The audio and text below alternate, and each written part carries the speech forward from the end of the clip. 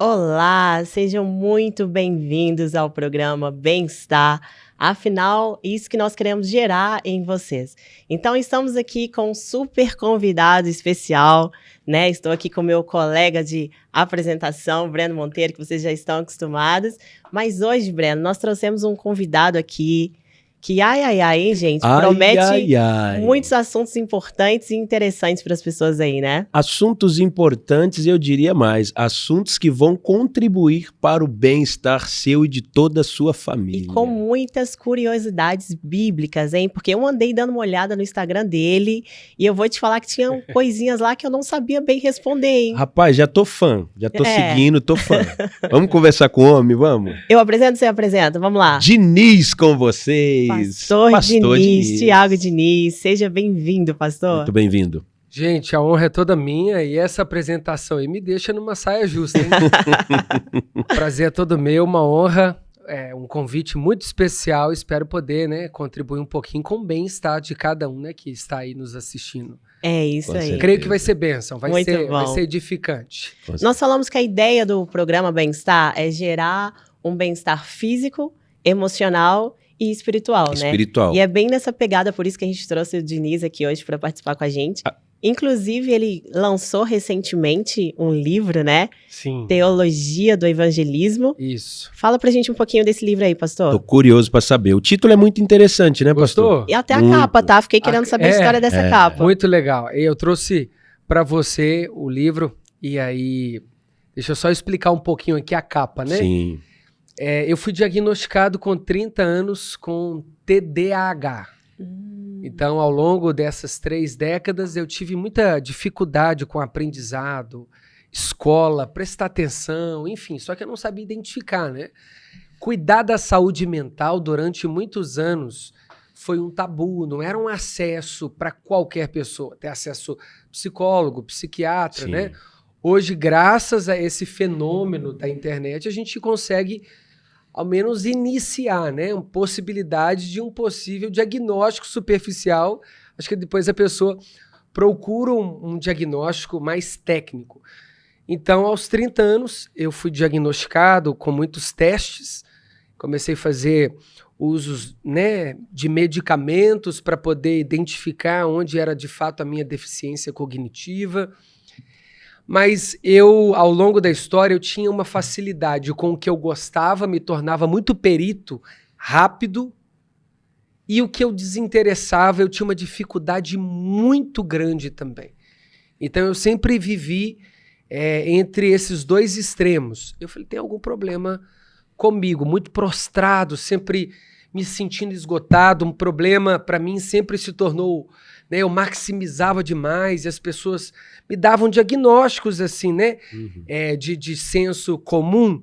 Tiago, você está problematizando demais esse problema, calma, relax, né, vai com calma, vai dar certo. E eu achei que isso estava associado muito à ansiedade de um jovem querendo conquistar, construir, cabeça rodava muito rápido, muito pensamento, sempre fui muito criativo.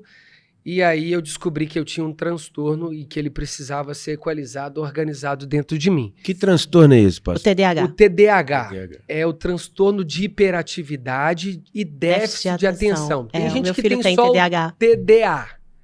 Né? O que é mais latente em mim é a hiperatividade e a dificuldade com a atenção.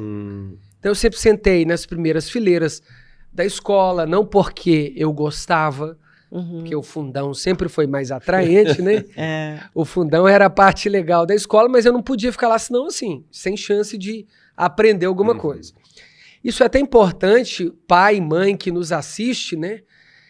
Como que isso hoje tem trazido para a sociedade uma pauta que a gente nunca falou sobre isso, e principalmente dentro da igreja. Sim. Então você tem pessoas que amam a doutrina, mas tem dificuldade com a leitura, e a pessoa se sente menos espiritual. Cara, eu devo ser um crente muito carnal, porque eu não gosto de ler Bíblia. Na verdade, isso pode estar até atrelado a um comportamento por causa de algum desarranjo cognitivo, é o que eu tenho, déficit de atenção. Então eu ia ler revista e jornal, eu sempre começava do último.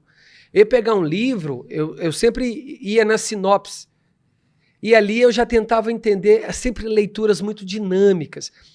E esse livro de 133 páginas que eu escrevi, para eu entender ele, se eu estivesse lendo pela primeira vez, eu precisava de umas 3 leituras para poder captar o conteúdo que talvez vocês dois conseguiam numa primeira leitura. Entendi. Mas olha o benefício. Eu falei da parte ruim do TDAH, né? A parte boa é que essas 3 leituras de alguém diagnosticado, quando ele ama, ele se torna um perito. Então, quando ele gosta, no meu caso da teologia, do evangelho, eu não durmo, eu passo a madrugada escrevendo, lendo, porque isso me estimula, né? Porque o TDAH ele vive de estímulos o tempo todo. Enfim, vou chegar no livro aqui, falei que eu falava muito, né? Avisei pra Mas vocês. resumindo, os assuntos, porque eu acho que eu tive isso então, tô descobrindo vendo? isso agora. Eu pegava livro quando era menor também, ou eu ia pro final, ou eu ia no sumário também. Só que o que você falou que me chamou a atenção também, quando era assunto que eu interessava, eu mergulhava de cabeça. E aí eu começava a entender. Mas o diagnóstico você fechou através de um psiquiatra, Foi. psicólogo? Foi. Isso psiquiatra. são sintomas. Sintomas, mas obviamente que isso não necessariamente precisa estar atrelado a uma deficiência cognitiva a ponto dela ser um transtorno. Sim. Ok? Pode ser uma questão de hábito. Também. Mas também por trás pode ter uma raiz mais química, biológica, né? No gênesis, enfim. Eu acredito que no meu caso, eu vou contar um pouquinho, eu falo também do livro, eu me converti com 18, então eu fiz uso de droga em grande quantidade. Então... Começou com quantos eu comecei com 14. Caramba. E fui até 18, assim, sem freio. Quais drogas? Eu fiz uso de muita bebida alcoólica, de muito cigarro, fiz uso de muita cocaína, até eu chegar nas drogas sintéticas, né? Que onde foi bala, doce, essas coisas, foi quando eu vi que eu estava perdido mesmo, né? E exatamente, eu acho que eu já tinha o TDAH, que é a falta da dopamina liberada no organismo, que é aquela sensação de prazer. Eu tinha deficiência nos neurotransmissores que liberava a dopamina. Então, para quem tem TDAH, droga, para qualquer pessoa, droga é um veneno, né? E principalmente, para quem tem, não sabe que tem, por isso que não consegue ficar sem, de forma potencializada. Porque exatamente a droga libera a sensação momentânea do prazer. E depois aquela bad, né?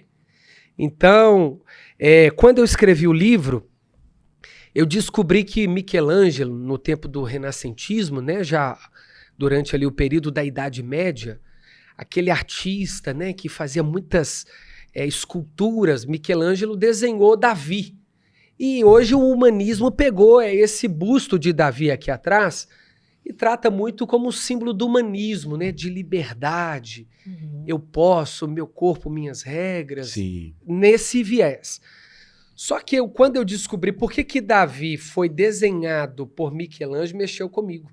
Porque Michelangelo ficou entusiasmado com a história de Davi ter vencido um grande Golias.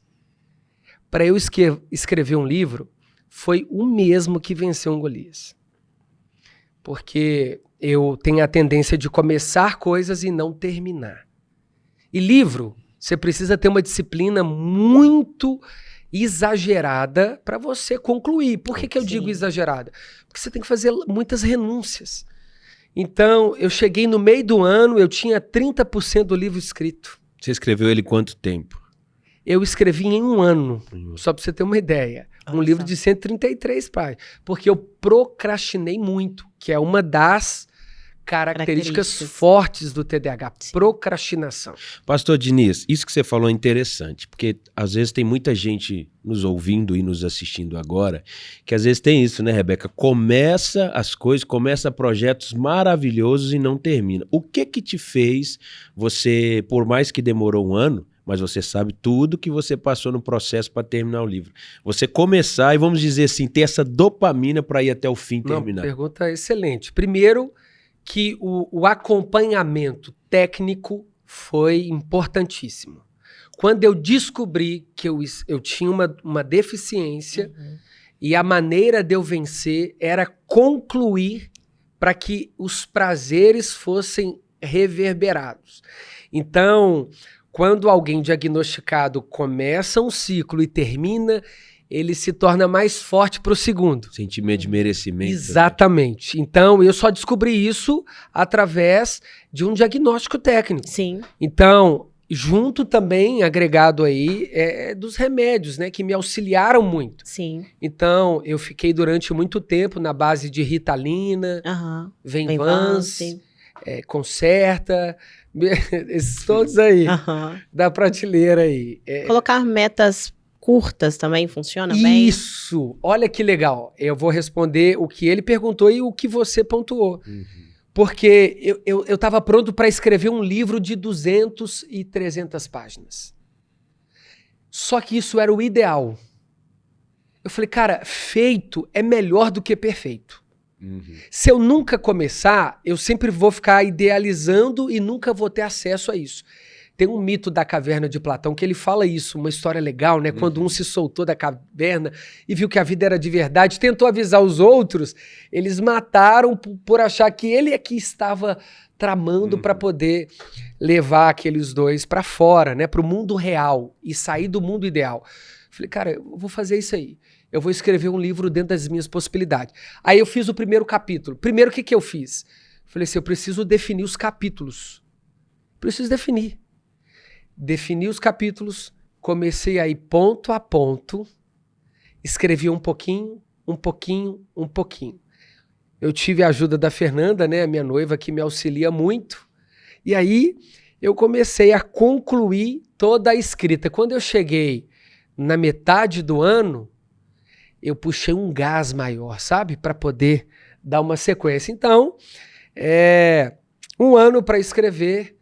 E cada capítulo escrito, eu tinha... Só para dizer que o livro, se desculpa te interromper, tá aí na tela aí para vocês acompanhando aí, viu, gente? É isso aí. Obrigado, Edu. E aí a capa é Davi, né, feito pela mão de Michelangelo, por ter vencido Golias, foi vencer um Golias. Atrás é uma cátedra, né, uma igreja, e ela tá rachada, né? Porque a teologia... ela tem a proposta de minimizar os danos causados pelas heresias dentro da igreja. Então a minha ideia é, no mínimo, trazer uma consciência mais saudável do que é o tema, o evangelho.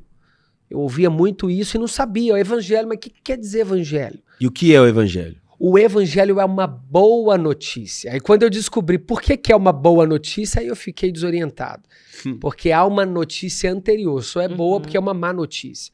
E aí eu conto isso aqui com os relatos bíblicos, qual que é a má notícia, a queda do homem, essa separação eterna de Deus, Romanos 3, 23, porque todos pecaram e foram destituídos da glória de Deus. Sim. Então a boa notícia é o próprio Cristo, o Filho de Deus encarnado que veio salvar aquele que crê. É a notícia que mais explodiu toda a humanidade, o verdadeiro dunamis, né? E aí o olho fechado, porque quer dizer que o meu conhecimento é limitado. Ah, que bacana. Muito legal. Então, é uma proposta, assim, muito simples, espero, né? Eu tenho recebido muitos feedback. Pastor Lucinho me surpreendeu. Sim. Gente, eu eu não dei pro Pastor Lucinho o livro. Comprou e leu essa semana, né? Ele tá na meta de postou. ler um livro por semana, se eu não me engano. E assim, quando você percebe esses homens, né? Que pra gente referência, é uma grande né? referência. Sim. Pastor Flavinho também. Nossa, o pastor Lucinho me mandou um áudio falando que a leitura edificou muito ele, várias outras pessoas também. Então, nasceu aí essa bênção. Agora, olha que interessante. Eu já tô no gás pro segundo, já tá na metade. Tá vendo? Aí sim. Então, eu Como acho que é isso. A funciona? gente precisa concluir as coisas. Por mais que não... tem vários erros de português. Se eu fosse escrever o volume 2, eu corrigiria muita coisa. Mas eu fui lá. Fez. Sim. Teve a inauguração, o lançamento, foi especial. esse sentimento para mim foi de conquista. Sim. Então, sabe, venci, cheguei, não tá perfeito, mas eu concluí. Concluiu. Eu acho que as pessoas precisam, isso causa bem-estar, né? Causa bem-estar. Que agora eu olho e falo, cara, agora eu tenho um livro escrito. Sim, que legal. É muito E legal. te dá capacidade para os outros projetos, né? Qual é a diferença de você começar um projeto e não terminar, vem a depressão, a frustração, né? E quando você começa um projeto e vai até o fim. Tem uma diferença grande aí no sentimento, né? Muito, porque a conclusão de um projeto diz muito sobre onde está também o coração. Sim. Porque às vezes a gente coloca a expectativa, eu nunca coloquei minha expectativa na venda. Eu sempre tive a expectativa em propagar conhecimento. Então, eu acho que a minha missão está sendo gradativamente concluída. Sim. Né?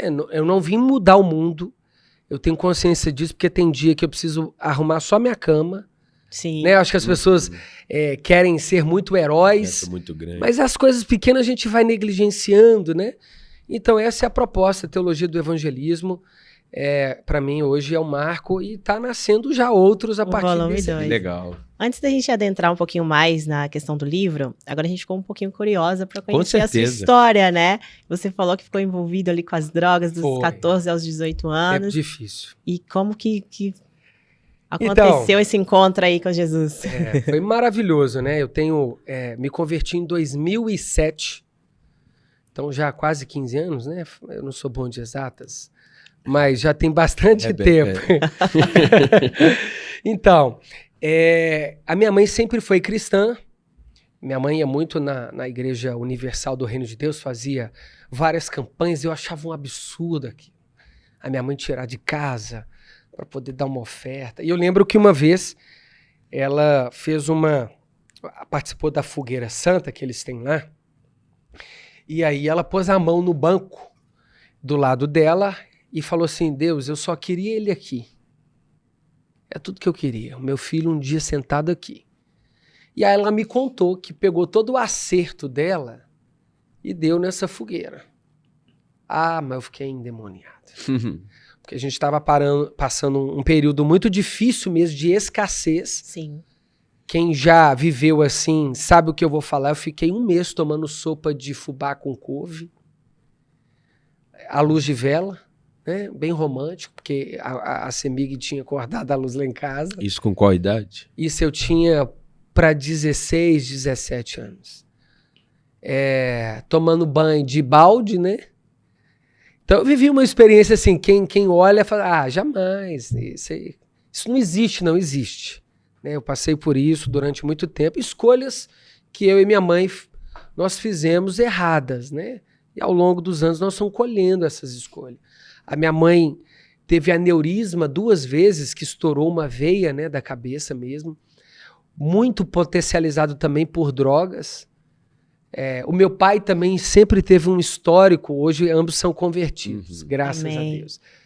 Então eu estava dentro de um contexto, nasci do lado de uma favela, então sempre tive acesso à boca, aos caras, então, né, comprava marmitex para os caras, né, o verdadeiro aviãozinho, contexto, né? vendo tudo. Então eu tinha tudo para dar errado. Amigos de infância mortos, hoje grande parte presos, enfim, um primo, né, que foi quase um irmão que cresceu junto comigo, assassinado. Há 2 anos eu fui fazer o velório, né, a gente, perdão, pareava a idade, Saulo. Enfim, então assim, eu estava muito perto disso também acontecer comigo, né? Eu tinha um vizinho, o vizinho chama Anastácio. A irmã dele era de uma igreja, o Templo dos Anjos, e ela sempre fez parte do coral Querubins do Templo, lá do Templo dos Anjos, pastor Jerônimo Onofre da Silveira. E ela descia a rua sempre correndo, sempre atrasada para ir para o culto. Eu achava aquilo assim, eu não cria, mas o compromisso dela sempre, sabe, alguma coisa falava ao meu coração, a gente acha que não, mas o cristão fala muito com a vida também, né? Sim. As pessoas estão sempre nos observando. E aí ele me convidou para ir para a igreja. Eu falei, ô negão, Jogo do Galo hoje, só. Né? Nós vamos fumar um e vamos pro jogo. Ele falou, você é doido, velho, vamos fumar um e ir pra igreja. Ele falou assim, então vamos fazer o seguinte, a gente fuma um antes de ir, vai pro culto, sai do culto, vê o jogo, fuma outro e vai embora. Então a gente fez 2 coisas boas no dia. Né? Fez um combinado. Equilíbrio. Fizemos assim. Acendemos um cigarro de maconha, fumamos todo antes de chegar na igreja. Cheguei no culto, eu tinha medo que a minha mãe era da Universal e o povo manifestava, tinha um culto lá que era a sessão do descarrego e eu ficava preocupado de ficar torto, de falar igual eles. Falei, vou manifestar, eu tinha consciência que eu tinha muita coisa dentro de mim. Falei assim, eu não vou nem atrever, eu vou chegar lá, o pastor vai orar e minha mão vai para trás na hora. E aí, o pastor, eu lembro que ele falou assim, em 7 dias Deus vai abrir uma porta para você. Só que eu não queria trabalhar. Aí o Anastácio falou assim, irmão, vamos lá. Eu falei, você quer ir mesmo? Nós estamos doidão, velho. Ele falou assim, vamos lá, a gente já tá aí mesmo. Descemos, o pastor orou. No dia seguinte, meu telefone toca. Uma prima minha que não me ligava, não falava. Consegui um emprego pro meu irmão, pro Marcos, e ele não vai poder ir. Você pode ir no lugar? Isso na segunda-feira. Eu fui no culto no domingo. O pastor falou que em 7 dias a porta seria aberta. Fui contar pro Anastácio. Falei, irmão, me chamaram para trabalhar. Só que eu não estava lembrando do dia anterior.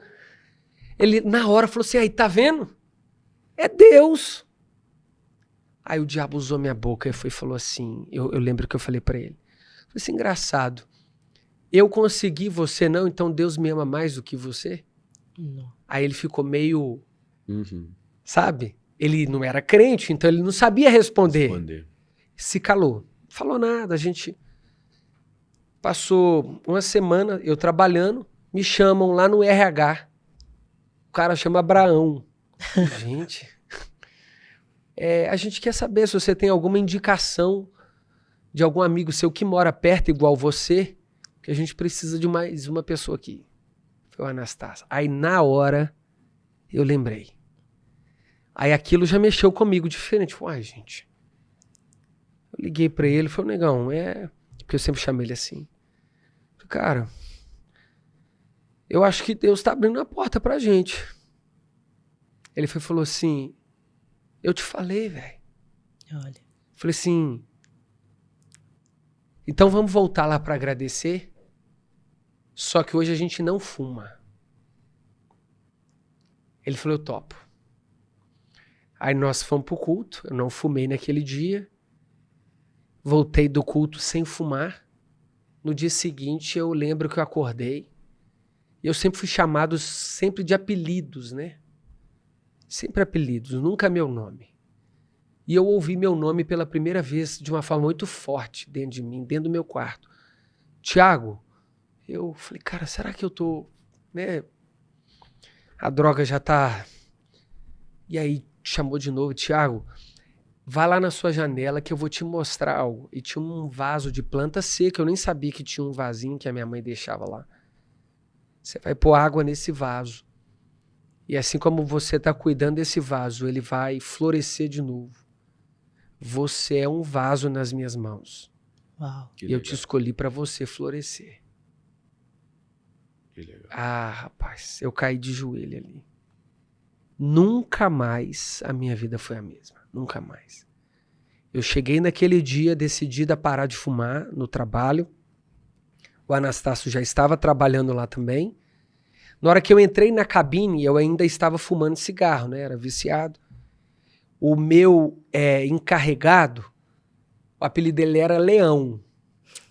Então, ó, pra você ver, primeiro o Abraão me chamou, depois o Leão, eu cheguei, ele tava falando com outro rapaz e ele não me viu. Eu trabalhava naquelas cancelas ali da PUC, os alunos entravam, eu levantava a cancela, né, de gravatinha, ficava recebendo os cartões ali dos professores, né. Aí o Leão tava falando pro cara assim, a minha mulher me levou na igreja, senhor. E aí o pastor dela falou assim, quem quer se libertar dos vícios? Eu tomava cachaça, fumava cigarro, viciado em jogo de bicho. Levantei minha mão, fui lá na frente e nunca mais a minha vida foi a mesma. Na hora que ele falou isso, e eu já estava vivendo aquela experiência nos dias anteriores, eu arredei assim, não deixei ele ver, saí de fininho de dentro da cancela, coloquei a mão dentro do bolso, tava o maço de cigarro, eu lembro até hoje, Hollywood vermelho, amassei todo, joguei dentro da lata de lixo e fui pro meio do mato lá na PUC. Na hora que eu levantei a mão, a lágrima já estava escorrendo. E ali eu falei com Deus assim, eu falei, Deus, eu não conheço o Senhor. A minha mãe conhece. E se é o Senhor que está fazendo isso tudo na minha vida, e se o Senhor me quer de verdade, se o Senhor me libertar, como dizem que o Senhor liberta, dessas drogas que eu uso, e eu ser uma pessoa diferente, eu vou entregar minha vida para o Senhor e nunca mais eu vou deixar de servir. Isso foi dia 17 de novembro de 2007. Nunca mais a minha vida foi a mesma. Aí dali em diante eu comecei a ter várias palavras, né? Um diácono uma vez entregando uns envelopes, chegou em mim e falou, não desce não, hein? Não vai antes, vai embora antes sem falar comigo não. Eu falei, pronto, polícia, P2, fiz alguma coisa. Cheio de problema na vida, o cara dentro da igreja me fala que quer falar comigo, o culto ali pra mim acabou. Eu desci antes do culto terminar, só que ele já tava lá na porta. Falou, ah, você desceu antes? Eu falei, pois é, ué. Ele falou, senta aí. Sentou e falou assim, na hora que eu passei por você, Deus me falou que ele te escolheu para ser pastor. Meu coração acelerou, cara. Eu nunca tinha vivido isso na minha vida. E o primeiro chamado, assim, que você sentiu. Foi. De pastor. Foi. Caramba. E eu me senti a pessoa mais suja e inútil para aquela palavra. Eu confesso, assim, que eu não consegui nem me emocionar. Por quê? Eu estava vivendo uma sujeira tão grande e Deus me chamando... E eu sempre, na minha cabeça, pastor é aquele que quase não erra. Ele é quase um querubim da guarda, acho que né? até hoje o povo tem essa, não é? essa sensação, esse sacro, né? É. De que o pastor quase não respira, né? Parece um ser angelical. Eu falei assim, não tem como ser. Eu, dessa sujeira que eu estava num processo. É processo. Até um dia eu tava fumando. Sim. O cara fala que eu sou pastor. Ah, só que aquilo me perturbou tanto que aquela palavra dele foi tirando a minha paz, no bom sentido. Tudo que eu fazia, eu associava. Só que dali, eu procurei a igreja, eles me direcionaram para um curso, eu decidi me batizar, larguei tudo, fui trabalhar na época de faxineiro, de voluntário na igreja. Virou pastor quanto tempo depois? Uns 7 anos depois. Só que eu era piolho, eu era aquele obreiro chato, né? Eu queria saber tudo da Bíblia, os pastores não tinham paciência comigo, essa é a verdade. Hoje eu entendo por que eles não tinham paciência. Hoje você é professor de teologia, né? Pela misericórdia. Porque eu queria aprender tanta coisa ao mesmo... Eu não lia nem bula de remédio. Sim. E de repente, esse tanto de livro, dentro de um livro só, esse tanto de história, e assim... E eu ficava assim, quem que é José? Mas José é filho de quem? E o Jacó é pai de quem também, além de José? E os pastores assim, calma meu filho, calma, você vai aprender, né? Um passo cada vez, você vai fazer um seminário. E olha como que foi realmente um processo, né? Porque a palavra veio, mas foi 7 anos depois que você, vamos dizer, se tornou pastor. Teve que começar ali como faxineiro. E às vezes, essa é a questão, né? O processo. O processo foi doloroso, porque eu trabalhava num shopping. E assim, a falta também da maturidade nessas horas, né? Por isso que é importante um discipulado. Eu apaixonei tanto com Jesus que eu achava que eu tinha que estar na igreja. Se eu era pastor, na minha cabeça, né, eu tinha que se tornar um pastor. Pastor vive aonde? Na igreja. Pastor não fica no shopping, na minha cabeça, né? O pastor não pode ser bivocacionado. Não existia esse termo, bivocacionado. O cara era pastor, então... E pronto. E eu trabalhava numa loja que chamava Use Caps, vendia patins, skate, um tanto de coisa. Cheguei lá em casa assim, estufando o peito, falei, mãe, hoje eu vou trabalhar na igreja. Ela falou, você mudou de emprego? Eu falei, não, eu abri mão. Ela falou, mas o que você vai ser na igreja? Eu falei assim, faxineira. Ela falou, Tiago. Meu Deus. preocupada. Porque eu virei aquele crente na cabeça das pessoas radical. Um dia com baseado na mão, outro dia com a Bíblia grande, pentecostal, aquelas assim de estudo. Sim. Andava aí pro culto 4 horas da tarde, ao invés de pôr a camisa do Galo, eu de terno. E achando que tinha que estar na igreja, 24 horas. Era tudo que eu queria, cara. Diniz, olha que coisa interessante. Hoje, como a gente estava falando ali no camarim, nos bastidores, eu tô morando aqui em BH, São Paulo, né? Por causa desse projeto nosso. Estamos aqui no eixo, Rio, São Paulo e BH.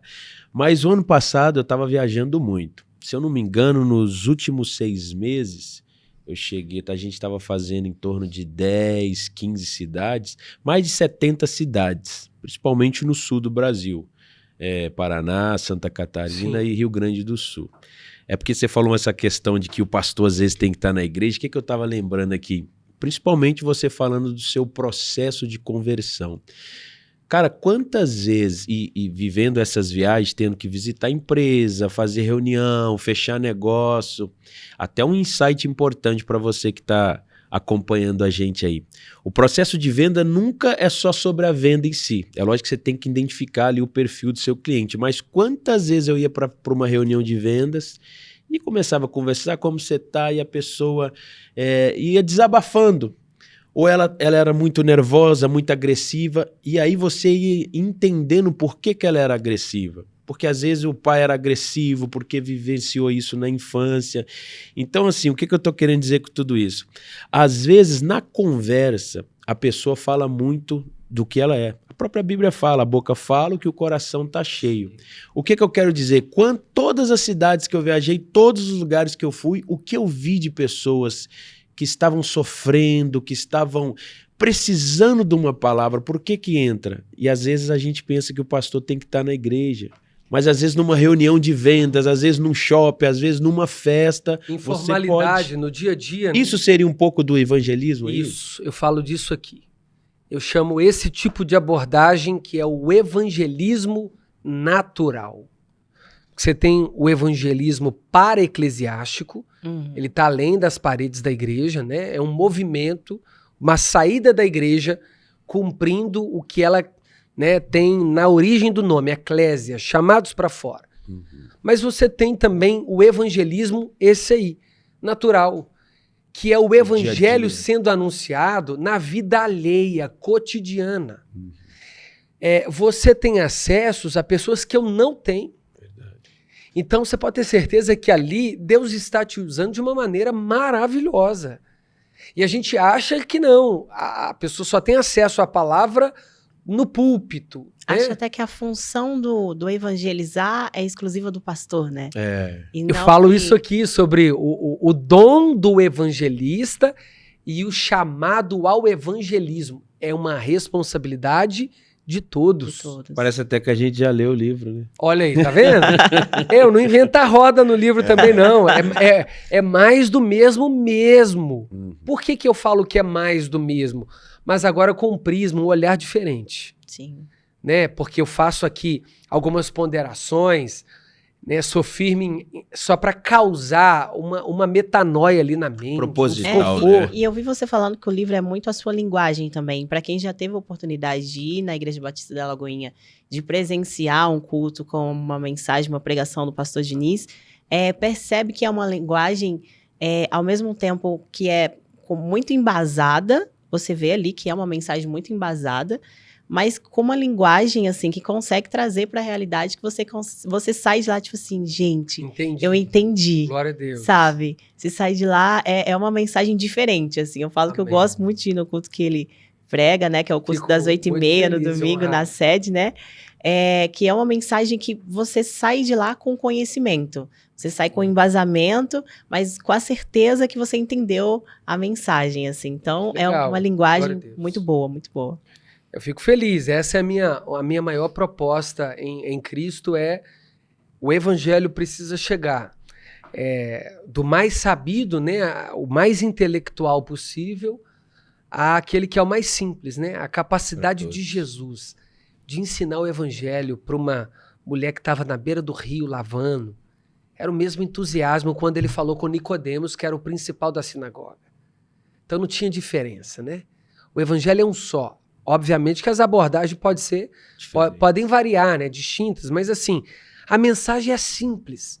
O evangelho é puro, simples, nós é que dificultamos a apresentação dele, negligenciamos a apresentação ou adicionamos a apresentação, né? Sim. Então é só ficar no arroz com feijão no evangelho, apresentar. Eu acho que até mais fácil é apresentar. Difícil é viver. Por você É falar aquilo nisso... o que você falou, né? Que a vida também evangeliza, né? O tempo todo. O tempo todo. Eu tenho uma pergunta polêmica aqui Eita, agora. Já que falei, você falou, preciso pegar vamos ele mesmo. momentos de polêmica agora. Você sabe que Henry Ford, uma certa vez, falou: se você acha que pode ou se você acha que não pode, ambas alternativas estão corretas. Aí você pega Salomão lá atrás. O homem é aquilo que imagina na sua mente. Eu vejo hoje, estava até falando com a Rebeca mais cedo, que os programas de mentoria, os cursos online, né, os coaches, enfim, palestrantes, hoje eles têm uma abordagem de PNL, programação neurolinguística, e tudo você vê onde está a essência. A PNL é programação neurolinguística. Você pega um dos conceitos, nós estávamos, né, no outro programa, inclusive se você não assistiu, puxa aí, nós falamos de inteligência emocional. E aí você pega o conceito da inteligência emocional. A Bíblia diz que o homem tem que ter o quê? O domínio próprio. Inteligência emocional fala que você tem que ter o autocontrole. Isso aí. Então eu vejo que muitos desses, vamos dizer, gurus ou até referências da internet têm tido... Como é que eu posso dizer? Eles têm tido no seu conteúdo muita coisa da Bíblia. Até onde Sim. isso é bom para propagar o evangelho ou até onde isso também é marketing, só para vender? O que você acha disso? Eu acho que você foi, assim, pertinente na sua pergunta, porque eu tenho um capítulo dedicado a isso. Meu Deus, parece que eu li o livro mesmo. Eu falo da teologia do coach, e acho que aqui vale uma observação e maturidade para o que eu vou falar na compreensão. Eu acho que os papéis são importantes nos seus devidos lugares. Por exemplo, o coach na figura empreendedora, comercial, ele é importantíssimo. Eu falo porque eu já fui avaliado por foi desenvolvido aptidões dentro de mim para uma competência corporativa dentro do ambiente corporativo, que foi muito importante para mim. Eu acho que o coach, quando ele se propõe o pragmatismo do empreendedorismo, que é mostrar, fazer com que a pessoa identifique o seu potencial, né? A gestão da equipe para ele melhorar, para ele alavancar as vendas ali Sim. da sua equipe, ter o mindset, né? Para poder conduzir com ordem, condescer. Eu acho que é legal. Até porque o coach nada mais, nada menos que é uma questão da melhoria constante ali do indivíduo. Eu não tenho problema nenhum com o coach, eu acho que eles fazem um bom serviço. Sim. O problema começou, em cima da sua pergunta, quando isso se tornou uma ferramenta para o púlpito. Aí nós temos um nome para isso: sincretismo. O evangelho, ele não pode ser adicionado à performance, porque ele, por si só, ele é a palavra de Deus, o poder de Deus, e ele é suficientemente bom para salvar aquele que crê. Eu não entendi uma coisa. Por exemplo, então, quer dizer que um coach ou um pastor que teve acesso a alguma das ferramentas do coach, ele não pode usar uma ferramenta do coach? Eu acho que ele, assim, não tem como, nós não somos neutros, né? Não tem como, não somos imparciais, nem a ciência é. Então, você é aquilo que você está se alimentando, digerindo, o seu convívio. Mas evidenciar isso como uma ferramenta e uma técnica para poder facilitar a proclamação, a adesão do evangelho, isso é um problema. Quando você coloca as técnicas do coach para poder aplicar o evangelho de maneira mais precisa, por mais que a intenção seja boa, você corre o risco de tirar o poder do evangelho. Porque o evangelho não é autoajuda, é ajuda do alto. O símbolo do evangelho não é escada para o sucesso, é cruz. Aquele que quiser seguir a mim, negue-se a si mesmo, tome a sua cruz e siga-me. Então, o problema é essa junção para o púlpito, para a vida pessoal do pastor, para o atendimento. A gestão. Tudo certo para a igreja. O problema é ele trazer essas técnicas para o seu sermão. Aí começa a ser prejudicial. A palavra de Deus, ela não pode ser associada a nada. Por exemplo, uma vez eu dei uma aula de evangelismo, me senti até um pouco desrespeitado, mas depois eu entendi o pastor. Eu comecei a falar da estratégia da igreja de Atos. Só que eu acho que ele esperou eu passar alguma chave, algum código. Sim. E a estratégia da igreja de Atos, eu terminei assim, era não ter estratégia. Era só pregar o evangelho. Mais de 2.000 almas se renderam ao Senhor, porque tomando a palavra o apóstolo Pedro começou a pregar e as almas começaram a se render e foram salvos mais de 2.000 pessoas, fora mulheres e crianças. Acho que eu entendi o que o senhor está querendo dizer. É igual eu vi seu Instagram hoje, Uhum. você fez um vídeo falando sobre alguns cultos que tem aí de libertação, né? E aí a pessoa coloca, vamos supor, sexta-feira, a grande Forte. libertação. É. Então, quando se coloca um tema, quando se coloca um marketing, né? Vamos dizer, rasgado aqui em cima Isso. do culto, o senhor falou, a própria libertação é a palavra de Deus, É onde isso. o demônio sai e não volta mais. E Se Jesus tiver- entra, isso é Isso. libertação, né? E conhecereis a verdade, ela libertará. Porque senão a pessoa fica presa a ferramentas, né? E aí nasce o sincretismo. Sim. Então, ela deixa de receber quando aquele outro pregador que não tem as habilidades de um coach começa a pregar, ela fala, esse aqui tá errado. O certo é daquele jeito lá. Sim. Porque olha como é que ele fala. Ele consegue me cativar. Não que eu não possa ter uma boa oratória, Uhum. como você me falou ali agora, que eu achei super interessante, né? É você aprender a se comportar, falar, brand, se né? vestir, né? Uhum. Tudo certo. Mas o que salva mesmo é um pregador, como a Bíblia, às vezes Sim. toda surrada na Sim. mão, um senhorzinho de idade que tem pouco conhecimento geral da vida, mas é matuto e firme nas escrituras, fiel e honesto, apresenta o evangelho, às vezes ele ganha 1 biligram da vida. Verdade. Sim. É o poder de Deus, né? Vai É o além poder. de É técnicas, isso, é para que ferramentas. ninguém se glorie. Verdade. Porque senão a gente, sem perceber, você começa a se colocar nas prateleiras. Ah, o meu culto lota, mas é por quê? Ah, de quem que eu alimento? Entra o ego, né? Exato. Tá certo, meu culto tá bombando, por isso que fulano recebeu Jesus como Salvador, as minhas técnicas. E se o ser humano, o líder principalmente, né, se não tomar cuidado, vem esse pensamento, já dizia Martinho Lutero, eu não posso impedir que os pássaros voem sobre minha cabeça, mas que eles pousem e façam um ninho, isso eu Isso posso aí. impedir. Isso aí. Um pouco disso. Então, o que a gente tem que fazer nesses dias atuais? O que eu me propus nesse livro? A primeira coisa que eu falo aqui, eu não vim mudar o mundo. Eu não vim trazer uma nova doutrina. Eu só vim relembrar do que nós precisamos Sim. viver. Nós nunca tropeçaremos em montanhas, mas nas pequenas pedrinhas. Então a gente vai errando um pouquinho, vai deixando o sincretismo entrar. Hoje ali uma abordagem do coach com o evangelho, amanhã da psicologia, daqui a pouco da matemática, daqui a pouco nós estamos vivendo o homem no centro.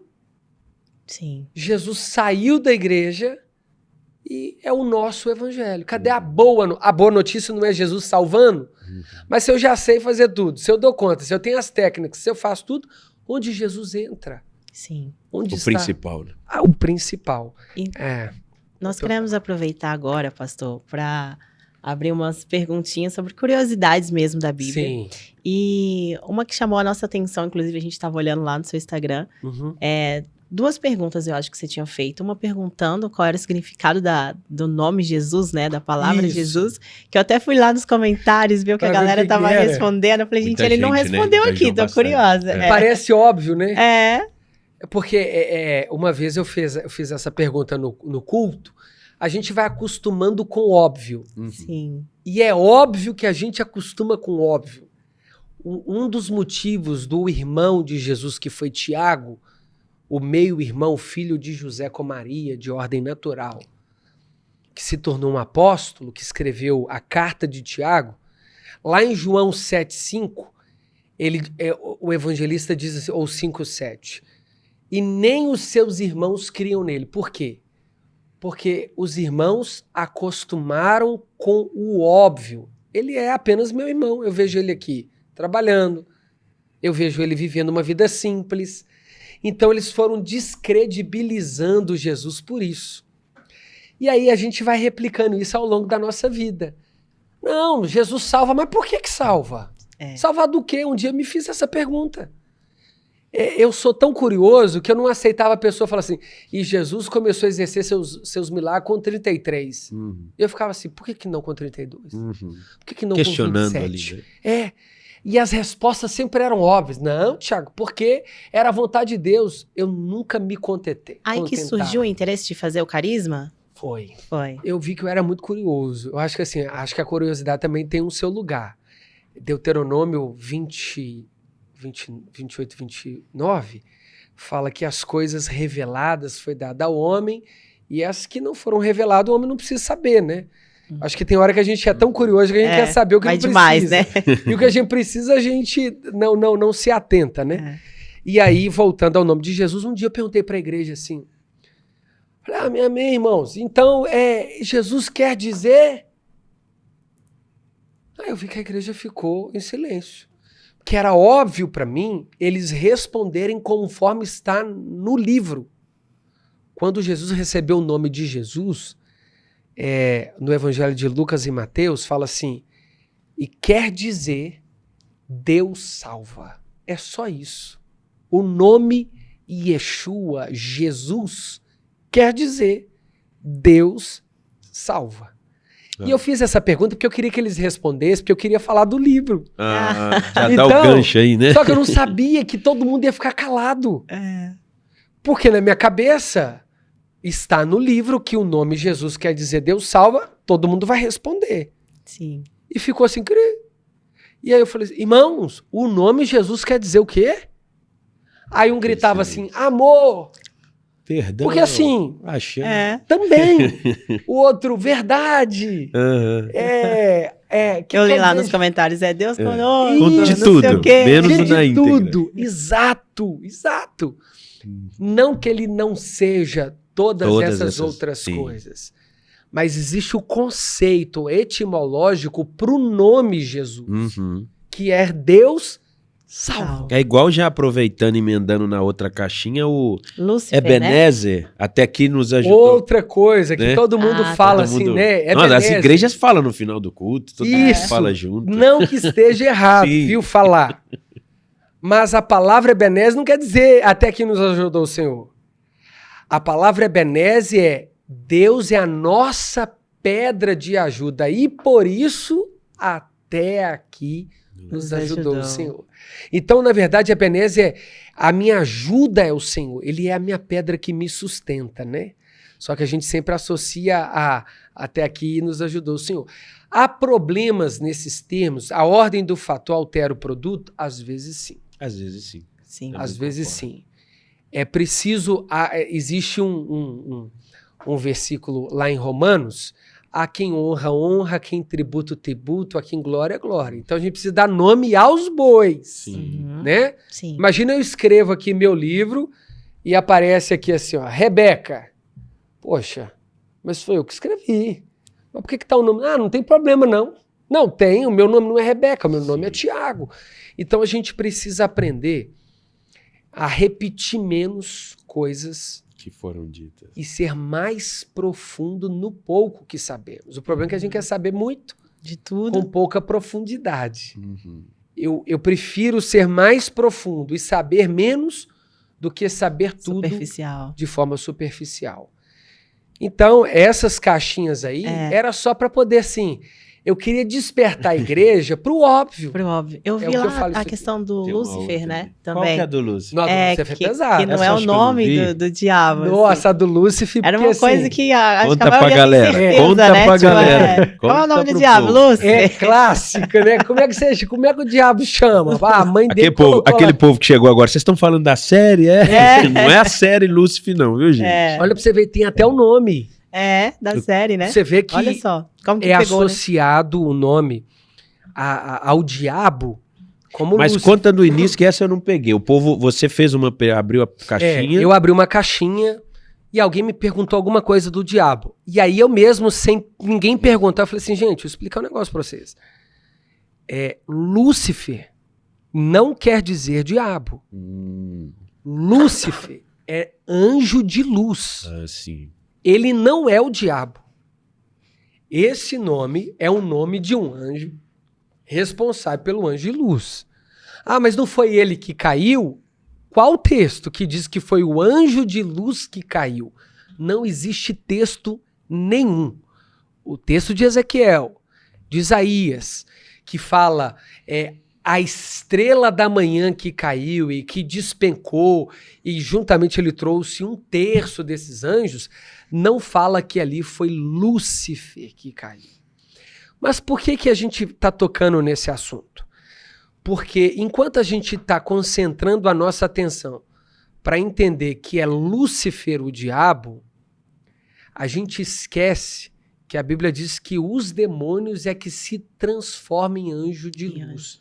É o contrário. Então o diabo sempre quer tirar a nossa atenção. O foco. Porque se a gente tem Lúcifer na nossa cabeça como o inimigo de Deus, a gente pensa assim, ele que é o perigoso, é o do chifre, do tridente, que tem um rabo esquisito, é vermelho. Mas e aqueles outros demônios que tem a aparência de uma boa oportunidade, Sim. tem uma voz aveludada e que parece ser bom, mas não é. Então é esse o grande problema, né? A gente atribuir a esse único anjo de luz, a Lúcifer, o maior inimigo de Deus, e a gente perde atenção naquilo que a gente deveria preservar.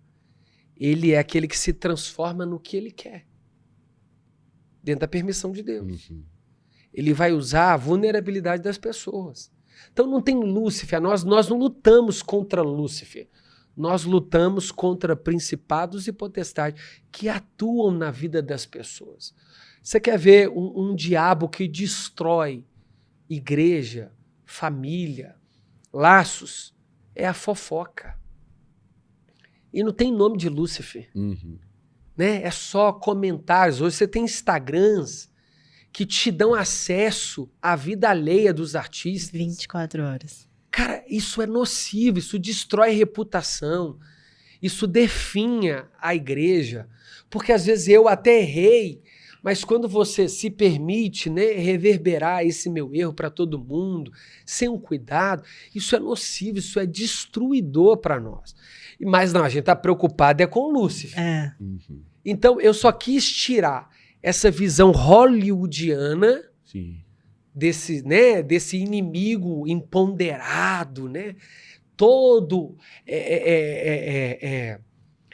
performático, e perceber que existe, então, já que ele é Lúcifer, tá cheio de Luciferzinhos aí e que a gente não cuida, né? Na nossa postura. Os demônios de estimação, né? Exato. Era isso que eu queria. Eu não queria simplesmente assim, tá, mas você desmistificou o nome, mas para qual propósito? Para isso. Para a gente voltar os nossos olhos para os grandes perigos da nossa vida e que a gente não tá nem aí para eles. Verdade. Nem nome para ele nós damos. Ou quando damos, a gente chama de é normal e tá tudo bem, né? Agora, agora a palavra é isso, né? É sobre isso, e tá tudo bem. É justamente não tá isso, tudo sobre bem, isso não. que a gente estava até falando, né, Breno?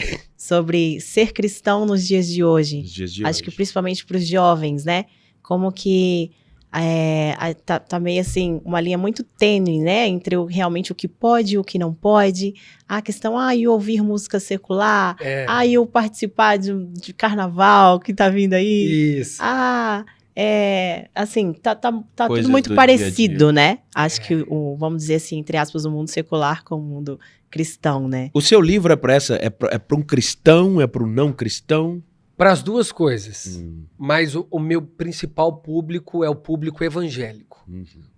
Porque eu falo que o meu livro ele tem um subtema assim: precisamos evangelizar os evangélicos. Sim. Eu falo isso no livro, é desconstruindo para construir. Desconstruindo para construir. Então, eu chamo a atenção de alguns crentes assim que estão há anos-luz na minha frente, mas só para algumas coisas que a gente foi negando ao longo do caminho, foi tratando como pode, e isso foi infiltrando de maneira argilosa e a gente acabou perdendo o controle. Então, Sim. o livro também é para isso. Que legal. Eu estudo muito brand, tem uma parada lá dos arquétipos. O senhor seria o arquétipo do rebelde, mas o rebelde no bom sentido, que é o fora da lei. É o que, até quando você estava falando sobre o seu processo da conversão, você falou que você fazia muitas perguntas. Muitas. Você sabe que os religiosos, eles não gostam de muita pergunta. Eles atribuem, não, isso é rebeldia, por que tá perguntando? Como é que você lidava com essa situação? Tinha isso? Tinha. Pô, você tá perguntando demais, você é rebelde, é não sei o quê. Uma vez o meu pastor, eu fui para uma outra igreja, já tinha batizado. Tive consciência do meu batismo. Li uma vez lá em Efésios 1 que competiu a me batizar uma única vez, morreu uma única vez. Aí esse meu outro pastor, a quem eu tenho carinhosamente um estima muito grande, ele falou assim, ó, para você atuar aqui, você tem que passar pelas águas. Eu falei, pastor, já passei. Ele falou, não, mas tem que ser águas correntes. Meu Deus. Eu falei, mas pastor, como assim? E aí ele já começou a me questionar, porque eu tava questionando, porque ele sempre pegou gente que... Sim, aceitava pronto, né? Aí eu falei, pastor, mas eu não tô entendendo. O senhor tá falando para eu batizar de novo para eu servir aqui na igreja? Ele falou, filho, quando Jesus batizou, onde que ele batizou? Eu falei, no Jordão. Você sabia quantos tanques tinham ao lado? Eu falei, tinha o de Betesda, tinha o de Siloé, tinha vários outros tanques. Aí ele falou, por que Jesus não batizou no tanque e preferiu batizar no Jordão? Aí ele mexeu comigo. Eu não tinha resposta ali para ele. Então eu falei, gostei. Pelo menos eu vou procurar saber o que é.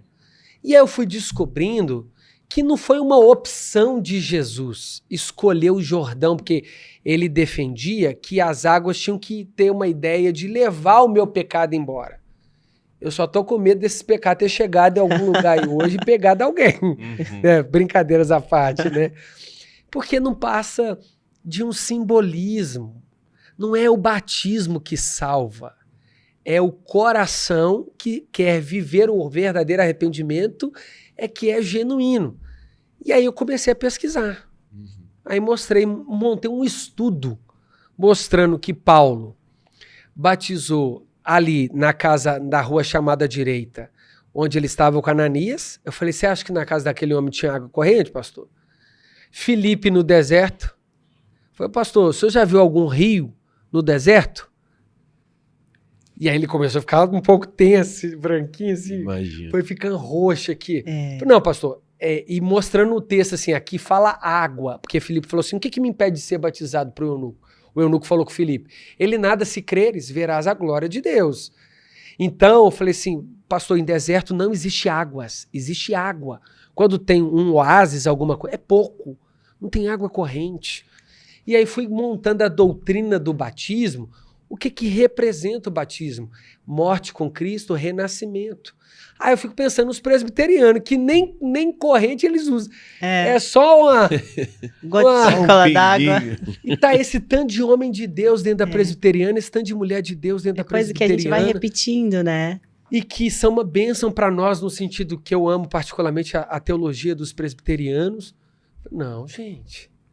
Então, eu sempre fui tratado, em grande parte, como muito crítico, até dentro da faculdade. Eu estudei psicologia, eu era o rebelde, quando os professores de filosofia chegavam assim, falando da família nuclear, tentando desconstruir Cristo dentro da filosofia. Era o prato cheio para mim. Aí eu ia com as blusas assim, ó. Jesus salva. Não falava nada na sala de aula. Ficava lá. Causar, como diz o... Nossa, era uma confusão. Mas sobre isso. Que tá tudo bem. Eu fui tratado, em grande parte, de forma hostilizada. Outros me trataram muito como... Uma vez um pastor me falou assim, nossa, é igual o discípulo João. Tudo você é amor, tudo você é Bíblia. E tal, você calma. Eu falei, mas gente, esse não é o modelo certo. Mas, ao mesmo tempo, assim, a minha curiosidade também me fez hoje ter acesso a informações que hoje, para mim, são valiosas, né? Sim. Precisas. E cada vez que eu estudo mais, eu vejo o quanto que eu preciso. Eu vejo meus amigos falando de teologia. Isso que eu ia te perguntar. Nossa, eu fico constrangido. Ou quando você vê um aluno que é um pouco parecido como você é. Não, aí eu fico maluco. Porque quando você acha que você sabe, aí Deus coloca um na sua frente para te dar um banho daquele conhecimento que você achava que você dominava. Isso acontece comigo assim sempre. Então, os meus amigos, né, a maioria deles, estão assim há muito mais na minha frente, já estão dando aula naqueles assuntos que eu estou hoje. Não é falsa modéstia o que eu estou falando, até porque o meu TDAH me faz ter acesso a um conhecimento um pouco mais lento, né? Eu tenho um amigo até hoje que ele terminava a prova dele no seminário, eu estava na primeira questão, eu já tinha entregado a prova. Ele zerava. Depois vocês têm que trazer ele aqui, Matheus Alves. Vamos sim. Cara, prepare, escatologia. Mateus. Ele é o cara na escatologia. Olha. É assim, uma referência para mim. Então, eu acredito que a crítica é boa, as dúvidas são necessárias, mas eu acho que a intenção do porquê deseja saber também precisa ser avaliada. Interessante isso. Sim. Porque não é só questionar por questionar, né? É porque às vezes eu quero saber, mas pra quê? Pra chegar aqui e arrotar o meu conhecimento. Eu lembro uma vez que eu estava num congresso e fui por ir, um pastor, que Deus o abençoe, mas na época ele estava insistindo muito para eu ir, eu não queria ir. Mas assim, aí um teólogo estava falando uns assuntos muito interessantes, mas muito interessante mesmo. E eu vi que na maior parte das pessoas estava dando um nó na cabeça. E juro que eu não fiz por mal. Eu fiz uma pergunta, mas é porque eu trouxe um quesito que ele estava falando da ciência com base bíblica. Legal. Agora eu não lembro o contexto da pergunta, mas ele se bananou, mas ele foi até humilde e falou, não sei responder a sua pergunta. Por que eu estou falando isso? Por causa disso, a intenção do porquê. Isso. Porque talvez a pessoa está te questionando para te fazer passar vergonha, e não é legal, né? Agora, quando é um questionamento para aprender, para entender... É muito gostoso quando legal. Você vê que a pessoa tem um desejo de aprender mesmo, porque ela quer ter acesso. E até para quem quer buscar conhecimento, hoje se tem muito, né, nas mídias, essa competição saudável de quem lê mais livros. E aí a gente vai postando, né? Meu 50º livro do mês. Sim. Do ano. Eu não tô lendo um livro. Já acordei, por mês, tomei meu banho gelado, já li 50 livros. Isso, tudo pensando isso. como que a pessoa... E tá pleno, né? Assim, você fala, gente... Isso 6 horas da manhã. Você lê livro ou você escuta livro? Eu tenho mais facilidade de ler. Porque eu preciso do contato. Eu gosto de livro físico, eu gosto de papel. Sabe? Pra mim a vitória é maior, de terminar, fechar. Você fala, não, lido. Terminei. E o seu livro também, eu vi você falando na rede social, ele tá no e-book também, né? Tem ele no e-book. Eu até divulgo um pouco, né, o e-book. Mas assim, tem no e-book. Pra quem gosta, né, e tá no avião ali, facilidade. Eu gosto de andar sempre com um livro físico, né? Então, esse livro nasce muito dos meus questionamentos, um pouquinho da minha história, da minha conversão. Que legal. As minhas dúvidas, eu falo aqui também das minhas quedas, que é importante, Sim. né? Ao longo desses anos não deu tudo certo, não só melhorou, né? Ainda tenho muitos algozes de desafio na minha vida, tem hora que tentando acertar eu erro demais. Vai então, casar assim, agora. Vou casar agora, faltando 92 dias, tô contando as ansioso. contando as horas. Mas é isso. Tudo que eu posso contribuir tá aqui, né? Tá aí, né? Pastor Dentro Diniz. daquelas curiosidades que a gente tinha proposto de perguntar para ele, né? Dentre uma delas, entrando um pouco no assunto de relação sexual mesmo, talvez o que você teria de resposta para casais, né? Que são casados ali, mas que têm o hábito de assistir vídeos pornográficos para estimular, né? E etc. Qual que é o seu conselho, a sua visão com relação a isso? Engraçado que eu conversando com a Fernanda esses dias, né? Porque vai chegando perto do casamento, no curso de noivos, tem matérias que pontuais para que o casal tire as coisas do passado, o que é necessário, traz ali para resolver, sabe? Para não ter as surpresas dentro do casamento. Eles estimulam isso, né? Dentro do casamento, dentro do noivado. Não é trazer o passado para o presente, não. Mas aquilo que ainda é deficiência, que começou lá atrás e ainda perdura, eles estimulam a gente tratar. E eu falei para Fernanda que eu tinha tudo para ser um alto consumidor de pornografia. Eu tinha tudo para ser isso. Porque o meu pai, quando não era convertido, eu lembro que meu pai me estimulava, né, aí nos prostíbulos, você vai fazer 18 anos, vou te levar, tanto que ele fez isso com meu irmão, com 18 anos. E aí, porque ele também não tinha se convertido, né? E eu chamei atenção, já estava crente, meu pai voltou depois. Então essa cultura, e agora aqui não é nem lacrando não, porque tem isso, essa cultura machista nesse sentido, o ideal é o menino já aprender desde cedo a consumir isso. Eu sou da época da Playboy, né? Das revistas, né? Hoje você tem acesso aos vídeos, ao mundo virtual. Então era legal você colecionar, era legal ter acesso a isso, perder a virgindade, né? O menino, diferente da menina, ele, quanto antes melhor, então ele se reafirmava e era engraçado, porque eu vivi tudo o contrário. Eu fui, né, ter o meu primeiro relacionamento já perto de me converter, então período antes, e todo mundo já achando que eu era, né, e eu contava pra todo mundo. Não, eu já conheço tudo. Não sei nada, eu ficava morrendo. Cara, quando chegar a minha hora, o que eu vou arrumar? E aí, eu me converti, eu comecei a ter tanto medo de cair, que eu fui para um outro extremo. Eu tinha medo de olhar para uma mulher de maneira impura. Eu não tinha discipulado. Porque eu era muito desorientado na área sexual. Então, eu tô assim, eu não posso dar vazão. Aí eu lia no texto de Mateus assim, se o seu olho te faz pecar, arranca. E eu achava que arrancar era assim, não olha. Né? Então, eu fazia um exercício interno. Então, Deus me poupou para eu não viver isso. E eu tenho amigos e pessoas que levam essa vida para o casamento. Isso aí é uma brecha, uma destruição enorme. Uma vez eu caí, já convertido, logo no início da conversão, em pecado sexual, e eu tive um sonho na mesma semana. E o sonho era que eu estava dentro de um banheiro, dentro de um boteco, fazendo o número 2. Olha o sonho, que loucura.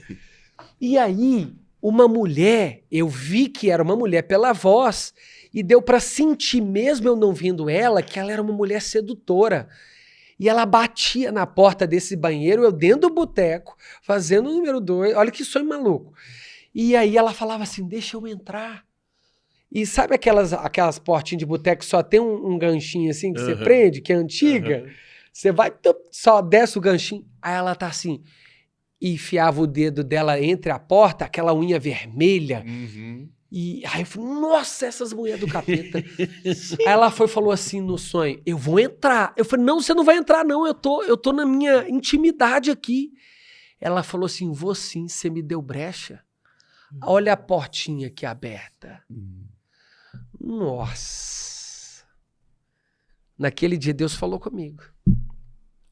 Um vídeo, amanhã uma conversa, ela entra na intimidade. Então, eu acredito que quando você leva isso para o matrimônio, é uma brecha. Porque nunca o marido vai conseguir o prazer do vídeo com a sua esposa, porque é desigual, ali é toda uma fantasia, pode ter até prazer, mas aquilo não é a definição máxima do amor, não há compromisso, né, de alma, de respeito. Então ali está sendo apresentado de maneira mentirosa. No matrimônio, as coisas são muito mais, né? Eu imagino, daqui a pouco eu vou entrar, mas já pela experiência, muito mais desafiadoras. Então, quando você leva isso para o matrimônio, isso vale para homem e para mulher. Sim. É uma brecha que dificilmente os jovens hoje e vários outros conseguem fechar. Salomão fala assim que os olhos nunca se cansam de se saciarem. Então, nunca fica só num vídeo, nunca fica apenas em um ato de masturbação. Daqui a pouco o cara tá casado, mas passa o dia inteiro consumindo. E até dentro da relação matrimonial, às vezes ele não vai conseguir dar conta porque a cabeça já está dominada por isso. Eu acho que essa área é uma das mais perigosas que tem tirado jovens e destruído casamentos dentro de igreja. E tem um número, não sei dizer agora, absurdo, né? De que fala de que homens, casais que consumem, né? Que consome, vídeos. né? Pesadíssimo. Eu vi sei até dizer agora. uma pergunta também no seu Instagram. Acho que o cara falou: eu não quero casar, mas posso me masturbar? Tipo assim, posso ter esse hábito porque eu não quero casar? Tentando, né? E Sim. foi uma pergunta sincera, olha a diferença. Sim. O cara chegou perto de mim e falou assim, eu tenho problema com homossexualidade. Só que eu também sei que o que me condena é a prática. O que eu faço? Eu falei, o que eu faço? Eu tenho problema com mulher. Nós dois vamos fazer a mesma coisa. Nem você vai cair com homem, nem eu com mulher. Fica tudo certo. Pode parecer muito simples, mas a luta é a mesma. Verdade, Vero. Eu quis mostrar para ele que a luta dele, talvez em ângulo diferente, moralmente falando, sim. pode ser mais condenável, mas por que condenável se a Bíblia também condena o adultério? Se eu olho para uma outra mulher que não é minha, a Bíblia também condena. Sim. Então é pecado tanto quanto. Tanto quanto. Ok? Eu quis trazer, primeiro ganhei a confiança dele. Hoje é um dos grandes amigos. Ele falou assim, pastor, já que você está aproveitando, então deixa eu te falar o seguinte. E se eu não vou casar, porque eu não gosto de mulher? Eu falei, ok, faz bem. Isso é importante. O problema é que a sociedade vai pondo pressão. Impõe, né? Que todo pastor tem que ser casado. Não tem. Paulo não casou. Isso. Jesus não casou. Obviamente, Jesus tem um outro papel importante. Mas assim, obviamente que o casamento, Lutero, já que você citou, falou que o casamento forjou o caráter de Lutero em 6 meses, mais do que 6 anos dele de monastério. Meu Deus. Então, o casamento também é uma ferramenta de Deus para poder... Eu tô vendo a unha vermelha ali, daqui a pouco... Tem nada a ver com a unha dela, era no sonho. É o estereótipo, né, que a gente também cria, né? E aí, voltando, o pastor, ele tem que ter o caráter ilibado. Isso sim, ok? Ok. Então ele me perguntou, eu não vou casar com mulher. Eu falei, então não casa, faz bem, não engane a outra pessoa. Porque o que tem de homem hoje, que eu vejo isso. Uma vez eu fui pregar numa igreja, fui atender um rapaz no shopping. Porque ele me viu pregando na igreja, me chamou no direct, eu falei com o pastor da igreja, onde eu estava, falou, tem um rapaz aqui da igreja querendo conversar comigo. Eu falei, pode atender. O pastor me liberou da igreja para atender uma pessoa da igreja dele. No shopping. Eu falei assim, tem que ser numa praça de alimentação. Eu não sei o que esse cara quer, né? Sim. Vai, né? Vai saber. Sentou, o cara começou a chorar. Eu sou casado há 12 anos, tenho um filho de 8 e tem problema com homossexualidade até hoje. Então não quer dizer que o cara casou, Sim. teve filho. Isso não quer dizer nada. E eu também não estou aqui para poder condenar ninguém. O que a gente condena é o que a Bíblia condena. A Bíblia diz assim, se você tem dificuldade, resista. Não dê lugar ao diabo. Fuja da tentação. Falei para aquele jovem, então você não vai consumir o que você tem consumido. Falei, pastor, mas e se eu só me masturbar sem pensar? Porque o que conta não é o pensamento? Eu falei, nem sempre. Porque qual que é o final da masturbação? Não é o prazer? Não é o ponto G? Não é aquele momento de euforia? Esse sentimento fisiológico, que não é nem só biológico, eu até falo fisiológico, que é necessário, ele está reservado para o matrimônio. Quando Deus pensou o homem, ele falou assim, deixa eu fazer o homem. Quando ele estiver muito apertada, estiver muito tenso, eu vou ensinar ele a se masturbar para ele liberar essas toxinas. Não. Isso independente do sexo. Eu falei, quando Deus projetou o esperma, o testículo, o pênis, tudo, o organismo, para o homem ter tudo, ele pensou junto com a mulher. Ele pensou para que isso tivesse um propósito, né? De procriar, de prazer para os dois. Então isso é preservado para o casamento. Não é assim, vou fazer sem pensar, tentando achar a exceção para a regra. Pra regra. O negócio não é posso ou não posso. O negócio é para que aquilo foi. A faca foi criada para cortar carne e outras coisas. Outros matam com ela. Mas aí, pastor, o que esse camarada vai fazer? Esse, né, até deu o exemplo aí, você deu o exemplo, ele gosta de homem, né? Ele casou pela sociedade, o certo seria então ele não... Celibato, o que Paulo recomenda. Gente, isso aqui é a luz das escrituras. Eu não sou sexólogo, eu não tô aqui levantando bandeira ou o contrário, não quero politizar o tema, o negócio é a luz das escrituras. Se ele tem dificuldade e não quer se casar com uma mulher, é direito dele. Porque Paulo fala assim, a outros se fizeram celibatário. O que é se fazer? Identificou, não quer, até o resto da vida sem. Entendi. É um algoz. Assim como o casado, igual vai ser eu daqui a pouco, que eu vou ter que ter a minha única esposa, a única onde eu estarei tendo prazer. Fácil? Lógico que não. Lógico que não. É o mesmo desafio meu. Por mais que eu terei ela, mas na minha cabeça e de qualquer outro homem, eu tenho certeza, e eu não tenho dificuldade de falar isso, chega uma hora que o homem fala assim, né? E a outra experiência? É aí que entra o evangelho. O amor, né, de verdade. E eu acho que hoje até a mulher também, né? Exatamente.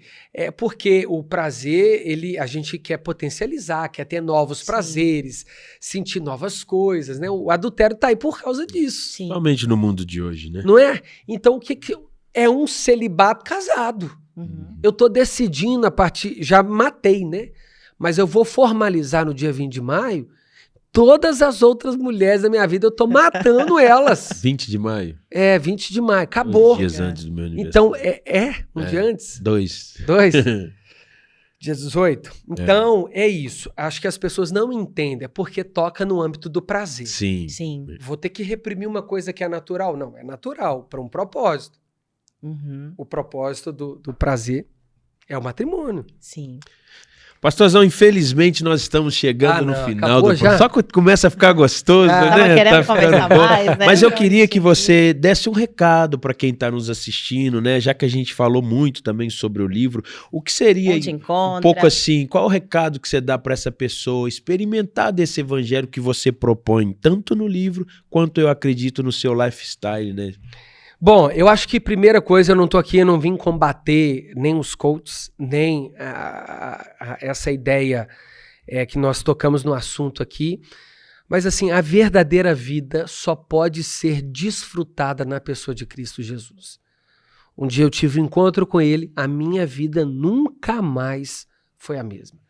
Então, o meu conselho é busque de todo o seu coração. Busque essa experiência genuinamente. Seja sincero com os seus desafios, abra o seu coração, né? Como eu disse aqui que eu orei, falei, Deus, eu não te conheço e não conhecia, e você não é pecador demais que não possa ser perdoado, e nem tão justo que não precise de perdão. Então, eu e você, nós precisamos de Jesus. E o livro você encontra na Livraria Seara, ali na Igreja Batista Lagoinha, no site, que é livrariaseara.com, ou você pode ir lá em um dos cultos, né, Rebeca? Num dos cultos, e verdade. Comprar o livro, eu posso até... Culto de 8h30, né? Isso aí, às 20h30 no todo domingo. Com o pastor Tiago Diniz. Nós estamos com a série lá legal, que a gente está falando dos 7 pecados. Tô acompanhando, tô firme, 7 pecados capitais, tem sido bem legal. Bacana. É isso aí, agradeço a oportunidade, show de bola aí, viu, gente? Nós que agradecemos. Né? Pastor, a gente sempre encerra fazendo 4 perguntinhas, na verdade, 4 palavras que a gente solta, assim, e a gente pede para você tentar definir pra gente Em uma frase, em uma palavra, enfim. A primeira que eu gostaria que você definisse pra gente é Deus. Tudo. Felicidade. Está no centro da vontade de Deus. Sucesso. Família. E bem-estar. Cumprir o meu propósito. Aê, parabéns. Difícil isso, né? Esse bate e volta, Glória né? a Deus. Mas fez o gol.